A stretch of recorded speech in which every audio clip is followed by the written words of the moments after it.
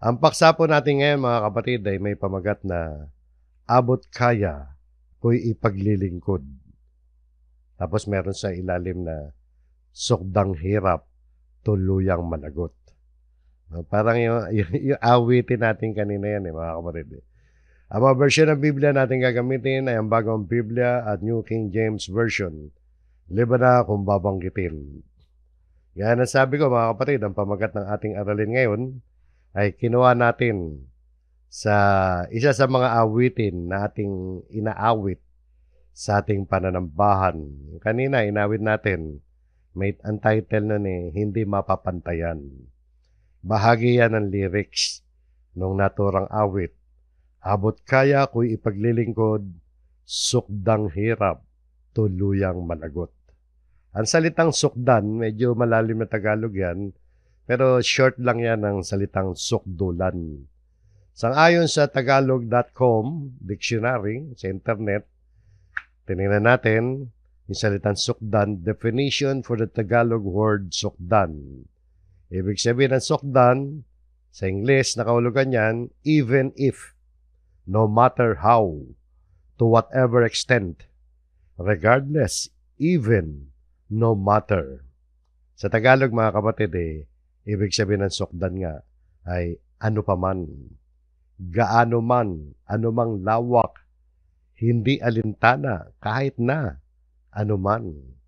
Kaya doon sa title natin abot kaya ko'y ipaglilingkod, sukdang hirap, tuluyang managot. Ang diwa ng mensahe ng awiting ito mga kapatid na inawit natin kanina ay nagpapahayag ng isang wagas na paglilingkod sa Diyos bilang pagtanaw at pagkilala sa biyayang pag-ibig at pagliligtas na ipinakaloob sa atin ng ating Amang Diyos sa pamamagitan ng ating Panginoon Kristo. Sukdulang maghirap man, sukdulang paghihirap man, anuman ang pigati, ang danasin, tuluyan mang malagot o magwakas ang lakas sa tininga. Hanggang dito pasasalamatan natin at paglilingkuran natin ang ating Panginoon Diyos. Sabi nga mga kapatid ng kasaysayan, ilang beses ko na nasabi rito, na ang kasaysayan ng Kristyanismo ay isinulat sa dugo. Written in blood, yung history ng Christianity. Sa kasaysayan mga kapatid, sa loob at labas ng Biblia ay natala at hanggang sa ating modernong panahon ay napakaraming mga lingkod ng Diyos na nanindigan sa kanilang pananampalataya sa kabila ng mga hirap at kapigatiang dinanas at dinadanas. Hanggang sa panahon natin ngayon yan. Kung hindi man sa bansa natin, mga kapatid, sa iba't ibang panig ng bansa, maraming ganun, nauusig pa rin ang mga Christians. Ang layunin natin, mga kapatid, sa ating pag-aaral na ito ay upang makakuha tayo ng aral mula sa salita ng Diyos at inspirasyon sa ating paglilingkod sa kasalukuyang panahon, na kahit magdanas man tayo ng mga hindi magagandang karanasan sa buhay na ito, ay patuloy tayong maglilingkod sa Diyos, na siyang nagbigay at patuloy na nagkakaloob sa atin ng kanyang mga kagandahang loob, awa at pag-ibig. At nais natin matupad sa atin ang sinasabi ng Panginoon Kristo na makapagtiis tayo. Pagtiisan natin, magtiis tayo hanggang sa wakas upang maipagwagi natin ang ating mga kaluluwa. Yan po yung salita ng Panginoon Kristo dito sa Lucas 21:19.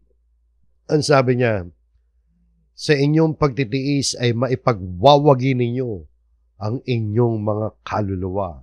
Mabigat yung salita ng Panginoon. Maipagwawagi natin ang ating mga kaluluwa sa ating pagtitiis. Yung pagtitiis, pagtitiis, patience. Dapat nakapagtitiis tayo. Ang ibig sabihin niyan nakapananatili tayo sa pananampalataya. Ano man ang danasin nating paghihirap sa buhay nito. Alam niyo mga kapatid, bagamat na i-teksto na natin ng mga nakaraang linggo, marami ang nagkakamali sa pag-aakala na kapag ang isa ay nagbalik loob sa Diyos, naglilingkod sa Diyos ay giginhawa na ang kanyang material na buhay. Merong gumiginhawa, merong hindi. Iniisip na iba, lahat ay aahon na sa kahirapan at hindi na magdadanas ng kapigatian. Madalas ay sinusukat pa ng iba ang biyaya ng Diyos, yung mga pagpapala ng Diyos sa pamamagitan ng mga bagay na kung ano meron sila, yung kanilang tinatangkilik, yung kanilang mga ari-arian. Nawari baga na kapag ang isa ay palaging kinakapos, pangangailangan, ay pinababayaan na siya ng Diyos. O kaya hindi siya pinagpapala ng Diyos. Maliho yun, mga kapatid. Yan nga yung maling aral na itinuturo ng nasa prosperity gospel na atin na natalakay ng mga nakarang Sunday. Dito makikita natin sa aralin natin, mga kapatid, ang ilang punto na number 1, ang kapigatian ay bahagi ng ating pagiging mananampalataya. Hindi natin maiwasan yan. Sa salita mismo na binigkas ng Panginoon Jesus, bukod dito, no, sabi rito, sa inyong pagtitiis. Bakit sinabi may pagtitiis?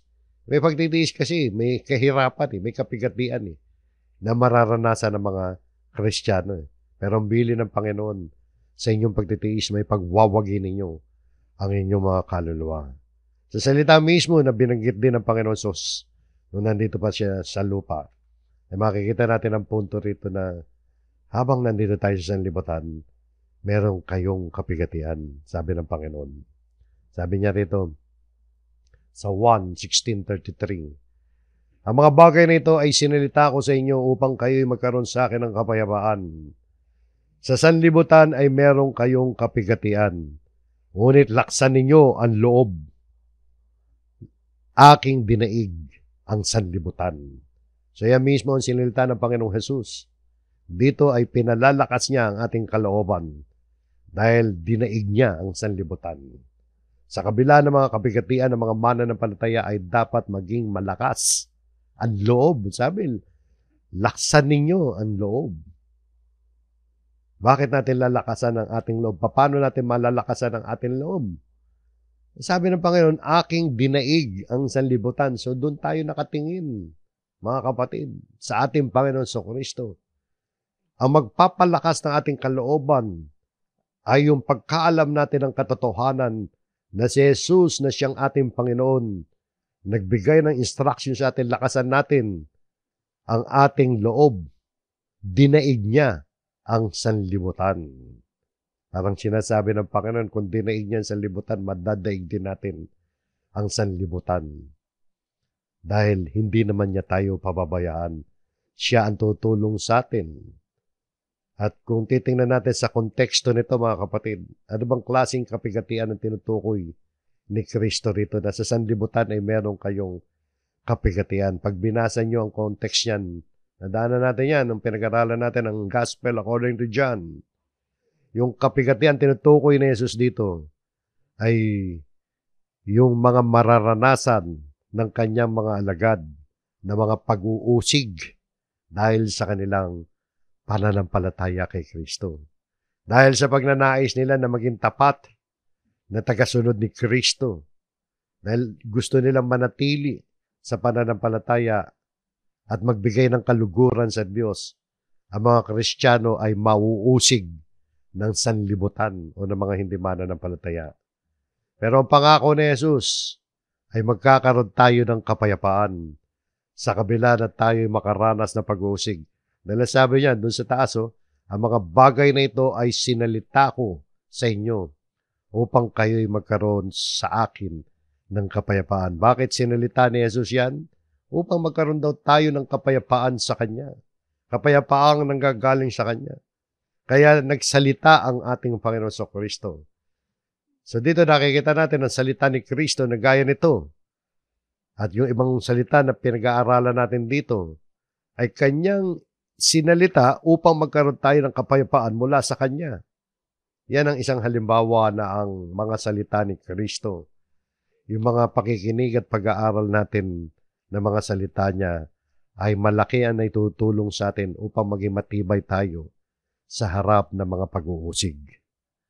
Noong si Jesus ay umakyat na sa langit, sa pagpapatuloy ng pangangaral ng mga apostol, gaya nila Pablo, ay kanila ring ipinangaral sa mga sinaunang mga Kristiyano ang tungkol sa kapigatiang bunga ng mga pag-uusig na kanilang mararanasan. So, hindi lang si Kristo nangaral ng ganyan. Maging mga apostol gaya nila Apostol Pablo. Nababasa po natin ito sa mga gawa. Nandito ang punto mga kapatid ay sa pamamagitan ng maraming kapigatian. No?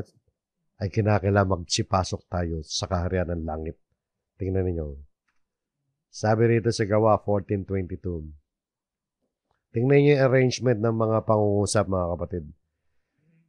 Na pinatitibay ang mga kaluluwa ng mga alagad at inaaralan sila na magsipanatili sa pananampalataya. At sa pamamagitan ng maraming mga kapigatian, ay kinakailangang magsipasok tayo sa kaharian ng Diyos. Alam niyo yung context niyan mga kapatid? Yung pangyayaring yan ay naganap sa lunsod na tinatawag na Listra. Ang Listra mga kapatid ay isang lunsod sa Lycaonia. Ang Lycaonia mga kapatid ay isang probinsya ng Roman Empire noong panahon na yon sa Asia Minor. Bago dumating sa talatang ito mga kapatid, si Pablo ay nakaranas na siya ay pinagbabato ng mga Hudyo doon sa lunsod ng Listra. Dahil sa pangaral ng Ebanghelyo, naasar yung mga Hudyo. At sa pag-aakala patay na siya, kinaladkad si Pablo, nilagay doon sa labas ng lunsod. Akala nila patay na. Nang dumating ang mga alagad, yung mga Christians naman, pinuntahan nila si Pablo. Nung pinalibutan siya ng mga alagad, biglang tumayo si Pablo, parang walang nangyari. Tapos bumalik ulit doon sa Listra. Makulit din si Pablo, no?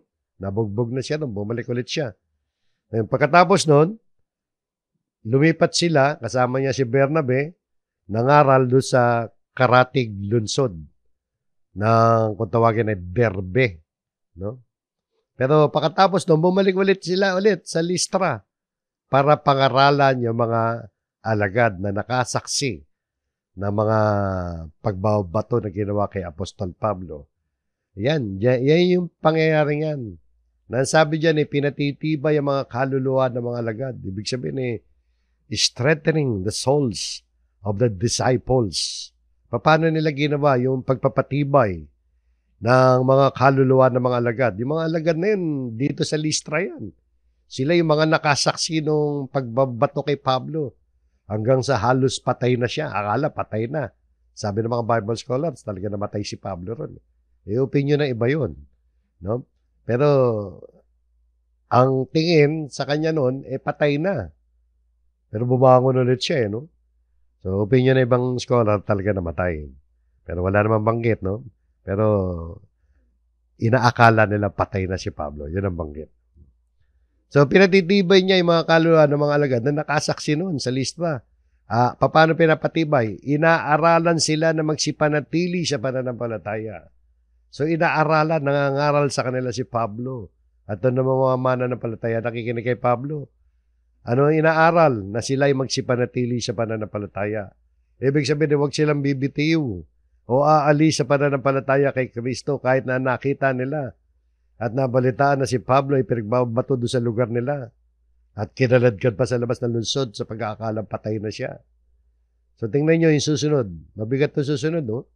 At sa pamamagitan ng maraming mga kapigatian ay kinakailangan magsipasok tayo sa kaharian ng Diyos. Di ba mabigat yan? Ano nakikita natin yan? Tingnan niyo mga kapatid ang pagkakasulat ng mga salita dito na ipinakikita nga talaga dito sa talata na dadaan ng mga Kristiyano sa maraming kapigatian. Isipin niyo yung salita, no? We must through many tribulations sa pamamagitan ng maraming mga kapigatian. Ibig sabihin yun ang way, di ba? Sa pamamagitan ng maraming kapigatian ay kinakailangan magsipasok tayo sa kaharian ng Diyos. So ano ibig sabihin yan? Hindi natin maiiwasan mga kapatid na makaranas ng kapigatian.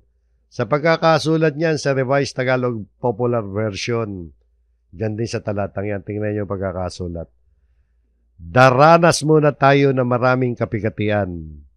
Bakit? Upang makapasok sa kaharian ng Diyos, sabi nila sa mga alagad. Hindi nga makakaiwas, mga kapatid, na makaranas tayo ng kapigatian. Ito pa sabi rito, sa sulat naman ni Apostol Pablo, hindi talaga may iwasan na magdanas ng pag-uusig. Pag-uusig ang pinag-uusapan natin kapigatian, mga kapatid.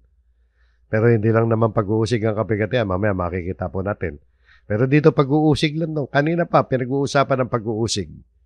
Dito sa sulat ni Pablo sa 2 Timoteo 3:12. Tunay na ang lahat ng ibig mabuhay na may kabanalan kay Kristo ay daranas ng pag-uusig. O di ba? Gusto mo mabuhay na may kabanalan kay Kristo? Ano ba ibig sabihin ng mabuhay ng may kabanalan kay Kristo? Ang ibig sabihin nun, mga kapatid, yung sumusunod ka sa salita ni Kristo. Gusto mo sumunod sa aral ni Kristo? Gusto mo sumunod sa salita ni Kristo? Gusto mo magbigay ng kaluguran sa Diyos?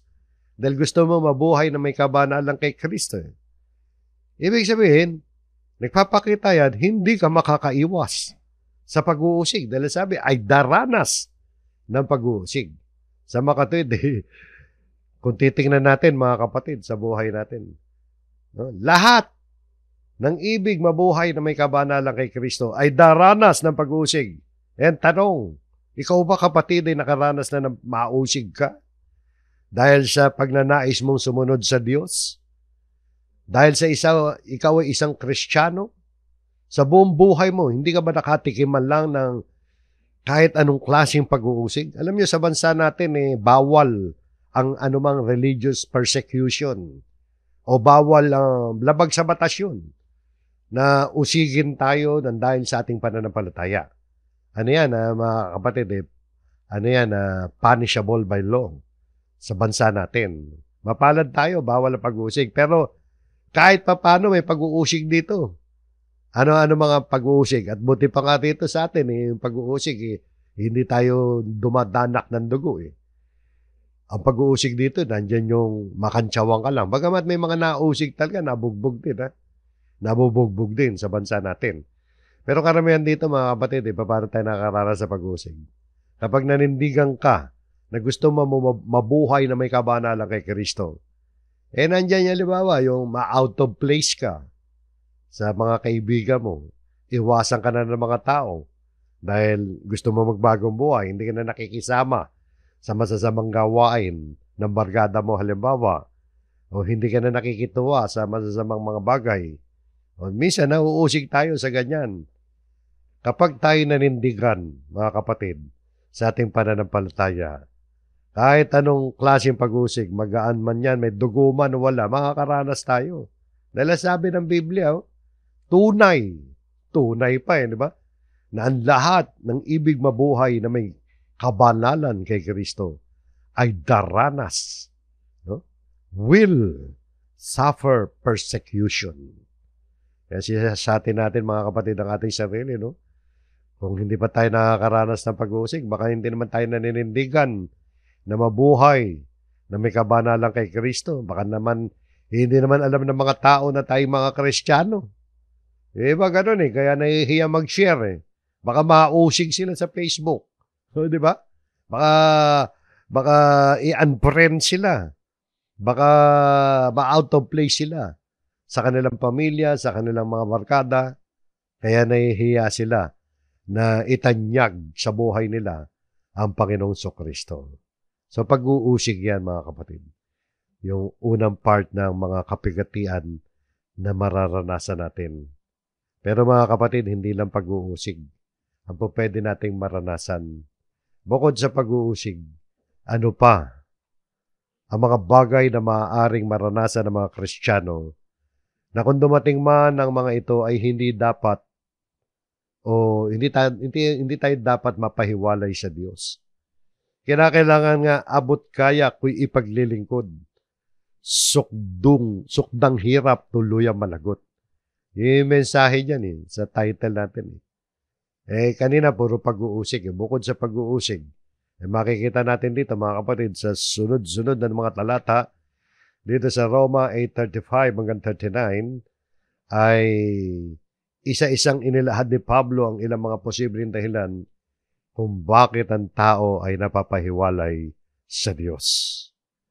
Ito ay upang ituro sa atin, mga kapatid, dito sa kanyang liham, na alinman sa mga babanggitin niya rito, mga kapatid, ay hindi dapat makapagpahiwalay sa atin sa pag-ibig ng Diyos. Yung pag-ibig ng Diyos na nagdulot ng kaligtasan. So pag-ibig ng Diyos, malaking kaugnayan yan sa salvation. Kaya nga tayo naligtas dahil sa pag-ibig ng Diyos. Ibinigay niya ang kanyang tanging anak. Dapat hindi tayo mapahiwalay dyan. At ipinakikita rito sa mga susunod na mga talata na hindi nga, wala tayong may dadahilan para mapahiwalay tayo. Kaya kinakailangan abot kaya, maglingkod tayo, sukdang hirap, tuluyang malagot. Tingnan dito sa Roma 8:35 hanggang 39. Ang sabi rito, sino ang makapaghihiwalay sa atin sa pag-ibig ni Kristo? Patanong yan. Ang tawag niyang rhetorical question, mga kapatid. Rhetorical question. Ano ba ibig sabihin ng rhetorical question? Ibig sabihin ng rhetorical question, isang tanong yan na itinatanong hindi para humingi ng sagot, kundi para magbigay ng pagdidiin, ng emphasis. No? Parang ano yan para lumikha ng isang dramatikong epekto upang makagawa ng isang punto. So, hindi siya nagtatanong para makakuha ng sagot. Idinidiin lang niya. Nandiyan na yung sagot sa tanong. Sino makapaghihiwalay sa atin sa pag-ibig ni Kristo? Ang kahirapan ba? Alam natin ang kahirapan, no? Ano ba sa English ng kahirapan dyan? Tribulation. O tribulation? Distress pala yan, mga kapatid. Baligtad yung sa English, no? Dahil yung kapigatihan, yan yung tribulation. Kapigatihan, tribulation. Kahirapan, distress, di ba? Persecution, pag-uusig. Tagutom, famine. Ito, tagutom, wala ka na talaga makain. No? Nakedness, kahubaran, panganib, peril, o ang tabak, kamatayan din yan, mga kapatid. Parang panganib din yan. Pero specific, di ba? So, ano mo kapag-iwalay sa atin? Paano yan? Pag naranasan mo yan, pwede ba maging dahilan yan para mapahiwalay ka sa pag-ibig ng Diyos? Alam nyo, dahil rhetorical question nga yan, pinapahiwatig dito na ang lahat ng mga bagay na yan, yung pitong bagay yan kahirapan, kapigatian, pag-uusig, tagutom, kahubaran, panganib at tabak. Lahat ng mga bagay na ito ay hindi dapat makapagpahiwalay sa atin sa pag-ibig ni Kristo. Pero yung tanong na yan, mga kapatid, binata yan sa karanasan din ni Pablo at sa nakasulat sa Matandang Tipan. Kasi hindi lang naman sila Pablo na, ang nakaranas lang kanya, mga lingkod ng Diyos. Sa Old Testament, meron siyang kinote. Pero dito sa sumunod na talata, sabi niya, kinote niya to sa awit 44:22, eksakto. Yung pagkaka-quote niya rito. Gaya ng nasusulat to sa awit 44:22. Dahil sa iyo'y kami pinapatay sa buong araw, kami itinuturing ng mga tupa sa katayan. Hindi naman literal yan, na pinapatay araw-araw. Pinapakita lang niya, mga kapatid, sa karanasan nila Apostol Pablo, na marami silang naranasan ng mga hindi magagandang pangyayari dahil sa kanilang gawain sa pagpapalaganap ng Ebanghelyo, na halos araw-araw ay nasa panganib sila mula doon sa mga kaaway ng Ebanghelyo. Di ba, nabugbog siya, na pinagbabato siya hanggang sa akala patay na. Nakaranas din sila, hindi lang nung pag-uusig na ganun. Nakaranas din sila ng sobrang kagipitan sa kanilang mga material na pangangailangan. Naranasan din nila yung kahirapan, kapigatian, pag-uusig, tagutom, kahubaran. Kahubaran, yung sobrang hirap na nun. Panganib at tabak. Pero sa kabila ng lahat ng mga masasamang karanasan nito, ay meron pang higit na pinangahawakan sila Apostol Pablo na yun din dapat ang panghawakan natin. Yung sumunod na talata sabi, ngunit sa lahat ng mga bagay na ito, yung mga paghihirap na pwedeng natin maranasan, sa lahat daw ng mga bagay na ito, tayo higit pa sa mga nagtatagumpay. Pansinin ninyo, mga kapatid, no? Kahit maranasan natin yan, hindi naman ibig sabihin bigo tayo, kundi bagkus, tayo higit pa sa mga nagtatagumpay. Ano sa English niya, higit pa sa nagtatagumpay. Ang sabi rito, yet in all these things, we are more than conquerors. Conquerors, di ba yung mga sumasakop ng mga bansa? Yan yung conqueror, mga taga-Roma yung Ang sinusulatan niya yung mga taga-Roma, alam nila na yung kanilang bansa ay mananakop, conqueror. Pero higit pa tayo roon, parang sinasabi ni Pablo ganon. Kahit ganon, kahit mahirap ang kalagayan, ay higit pa tayo doon. Bakit? Sa pamamagitan niya na sa atin ay umibig. Sa pamamagitan ni Kristo. Sa pamamagitan ng Diyos. Diyos Ama o ang Panginoon Kristo, kahit sino dyan, tinutukoy na sa pamamagitan niya. Either na ang Ama o ang ating Panginoon Kristo. Pares lang yan, applicable sa kanila pareho yan. Sapagkat pareho sila umibig sa atin. So nagagawa nila Apostol Pablo na magtagumpay, na maging pakiramdam nila ay conqueror sila. Yun ang kanilang pananampalataya at dapat ganun din tayo. Kahit tayo nakakaranas ng mga kapigatian na nabanggit niya, kahirapan, pag-uusig, taggutom, di ba? Tabak, panganib, yung mga nabanggit niya kanina. Higit pa tayo sa mga nagtatagumpay. Kasi meron dahilan yan eh. Hindi sila nakatingin doon sa hirap eh. Ang tinitingnan nila yung future. Mamaya makikita po natin sa huling bahagi yan. No? Kaya dito nakita natin mga kapatid na sa pagkakataong ito ay hindi lamang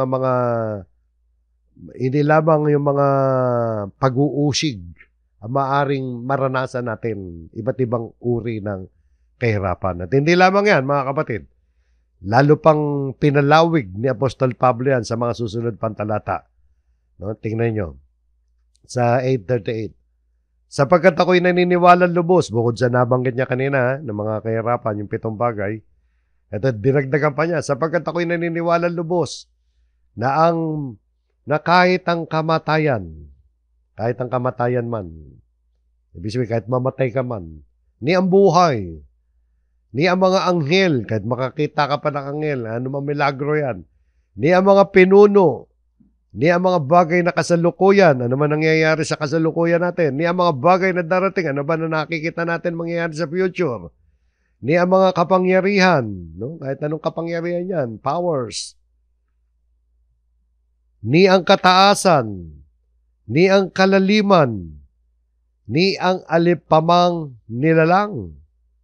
Isipin nyo, kahit sino, di ba? Alipamang nilalang ay hindi makapaghihiwalay sa atin sa pag-ibig ng Diyos na kay Kristo Jesus na Panginoon natin. Alam nyo, sa Diyos walang problema. Ang Diyos ay hindi hihiwalay sa atin. Yung pag-ibig niya sa atin ay hindi magmamaliw sapagkat ang Diyos ay banal, makapangyarihan sa lahat at tapat sa kanyang mga pangako. Pero bakit sinulat ni Pablo ito? Sinulat ni Pablo ito para bigyan tayo ng encouragement na kahit ano man na maranasan natin dyan, mga kapatid, ay hindi natin po pwede maging dahilan yan. Hindi natin po pwede maging dahilan na mapapahiwalay tayo sa Diyos. Ang ibig ko sabihin at Diyos hindi siya. Hindi sa Kanya manggagaling na mapahiwalay tayo sa Kanya. Hindi papayag ang Diyos na mapahiwalay tayo sa Kanya. Pero binigyan tayo ng kalayaan ng Diyos. Tayo magdidesisyon kung maghihiwalay ba tayo o hindi. At sa ating pagdidesisyon, mga kapatid, ay hindi po pwede maging dahilan ang ano pa man bagay para mapahiwalay pa tayo sa Panginoon Diyos. Sa araw ng pag-uukom, mga kapatid, ay hindi natin po pwede sabihin sa Diyos, Diyos ko po, kaya ako napahiwalay sa iyo dahil sa ganito, ganyan, ganyan. Hindi pwede. Hindi katanggap-tanggap ang anuman dahilan para tayo mapahiwalay sa pag-ibig ng Diyos. Nakita niyo, mga kapatid, no? Kasi tayo pa rin na magde-design yan eh. Kasi kung gusto nating humiwalay, di pababayaan tayo ng Diyos. Sige, humiwalay ka. Hindi naman tayo pinilit ng Diyos para maligtas eh. Voluntary ang kondisyon, manampalataya tayo, manatili tayo sa pananampalataya. Kaya nga sa takbo ng lesson natin, abot kaya kung ipaglilingkod. Kahit maghirap man, sukdang hirap, tuluyang malagot. ay hindi tayo mapapahiwalay sa Diyos. Kailangan mag-decide lang tayo. O, di ba? Hindi yan yung sinasabi ng iba na kahit ano daw gawin natin sa buhay natin, hindi daw tayo mapapahiwalay sa Diyos. E paano kung gusto naman, kung ayaw mo nang manampalataya? Paano kung ayaw mo na magpasakop sa salita ng Diyos? Ayaw mo tanggapin ang ebanghelyo? Gusto mo nang itakwi lang yung pananampalataya? Paano yan? Di ba? Kaya mga kapatid, walang po pwedeng maging katanggap-tanggap na dahilan kapag ikaw ay mananampalataya at napahiwalay ka pa sa Panginoon. Kaya kailangan manatili tayo matibay sa ating pananampalataya. So yun po mga kapatid, yung bahaging yan, na bukod sa mga pag-uusig, marami pang mga bagay na maaaring maging dahilan para mapahiwalay tayo sa Panginoon. Pero dapat hindi maging dahilan yan. Huwag nating gagawin dahilan. Kaya mga kapatid, kapit lang tayo sa ating pananampalataya. At upang makatulong sa atin na huwag tayo mapahiwalay, meron namang itinuturo sa atin dito si Apostol Pablo na paano ba ang dapat nating gawin para kahit ano man ang mangyari sa paligid natin, manatili tayo sa pananampalataya.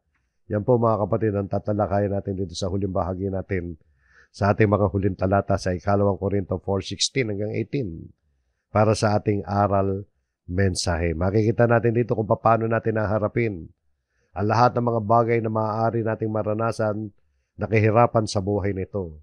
Kung anong prinsipyo ng pananampalataya ang dapat na umiral sa atin. Kung paano na magagawa natin na abot kaya na ipaglilingkod, sukdang hirap, tuluyang managot. Ito naging pananampalataya ni Pablo. At tingnan natin ang aral dito. Sa 2 Korinto 4:16 hanggang 18, kaya't kami ay hindi pinanghihinaan ng loob.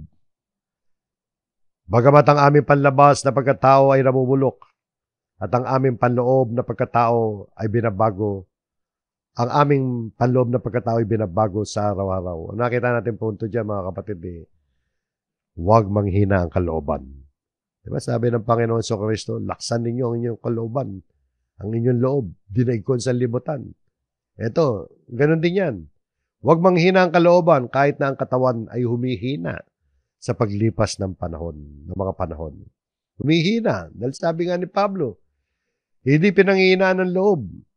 Bagamat ang aming panlabas na pagkatao ay nabubulok. Yan yung physical body, nabubulok, di ba? Tumatanda tayo Pahina tayo ng pahina habang yung physical body natin, pahina ng pahina habang dinadagdagan ng Diyos yung mga taon natin.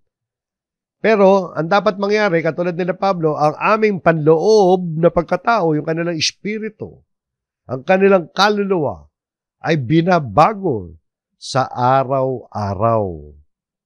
Nakita niya mga kapatid, yung katawan natin, okay, nanghihina tayo, habang tumatanda tayo, pero ang dapat, palakas naman ang ating kalooban. Yung pagkataong loob na tinatawag, di ba? Yung panloob na pagkatao. Yung ating espiritu, yung ating pananampalataya, di ba? Dapat palakas ng palakas habang papalapit tayo ng papalapit sa kamatayan. Higa nga. Paano ba nila nagagawa yan? Sumunod na talata. Ito dapat natin gawin dito mga kapatid. Ituring na magaan lang ang kapigatian at sandali lamang. Yan yung prinsipyo nila. Tingnan nyo. Sabi ni Pablo, sapagkat inihahanda tayo nitong magaan at panandali ang kapagitian para sa walang hanggan at di masukat na kaluwalhatian. Kaya nasabi ni Pablo na palakas ng palakas yung kanilang pagkataong loob. Kasi ano man yung nararanasan nila, kahit tumatanda sila, kahit nangihina yung katawan nila, para sa kanya, at yan ang katotohanan, hindi lang para kay Pablo, kundi para sa atin lahat yan, na yung mga pangyayaring yan, mga karanasan nating hindi magaganda, paghahanda ng Diyos yan. At yan ay dapat tingin natin, magaan lang yan. Magaan lang yan. At panandalian lang yan. May katapusan yan. Panandalian, temporary lang yan. For a moment, sabi dyan. So, dapat gano'n ang maging pananampalataya natin. Na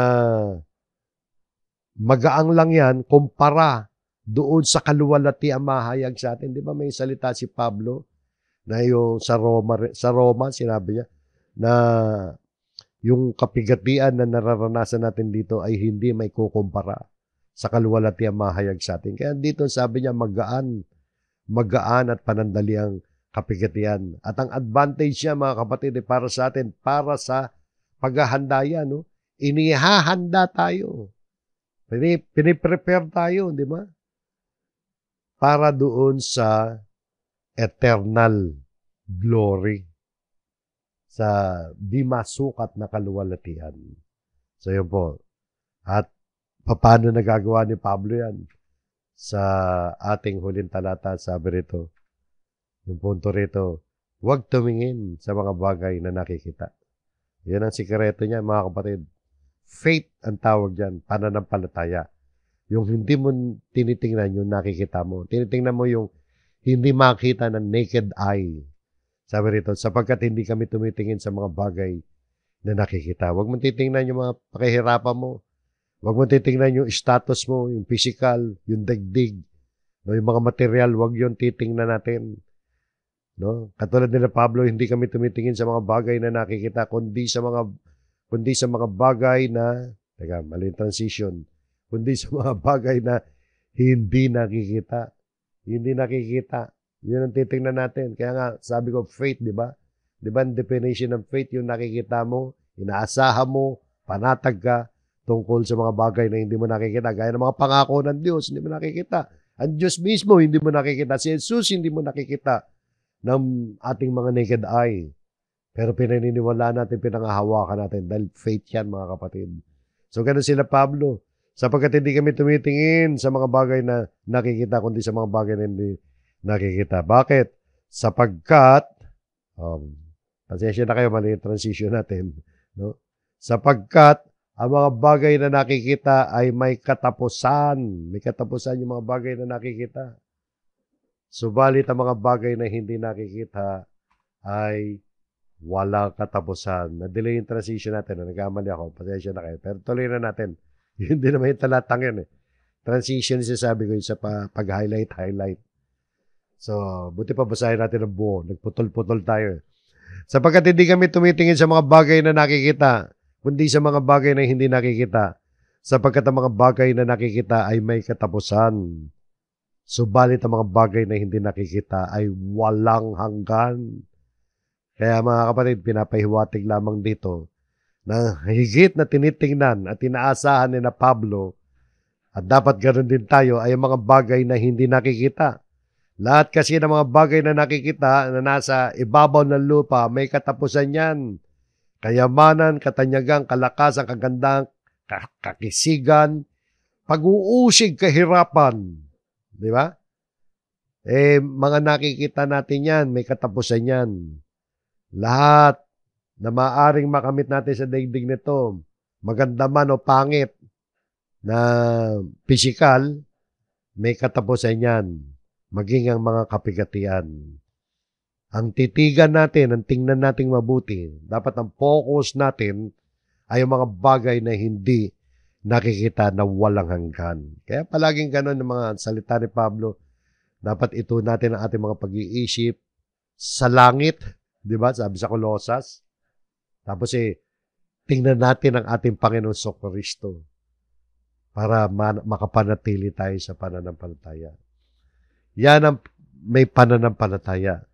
Nakikita mga bagay na hindi nakikita. Ang mga pangako ng Diyos sa kaluwalhatian, sa buhay na walang hanggan, ay hindi pa natin nakikita ng mga mata natin. Pero nakikita na yan ng mata ng ating pananampalataya.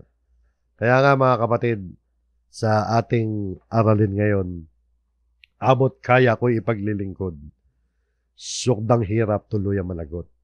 Sa abot ng buong makakaya natin, sa tulong ng Panginoon, ano man na mangyari sa buhay na ito mga kapatid, sino man, ano man, kailan pa man, negative, positive, problema, hindi problema, kaginhawaan, kahirapan, di ba? Sa lahat ng panahon, ay dapat magpatuloy tayo sa ating paglilingkod sa Diyos. Na tapat, ang Diyos na tapat na umibig sa atin, na naglaan ng mas mabubuting bagay kaysa sa buhay na ito. na ating tatamasahin sa walang hanggan. Mahirapan man tayo, mga kapatid, hanggang sa tuluyang mang malagot ang hiram nating buhay na ipinagkaloob sa atin ng Diyos.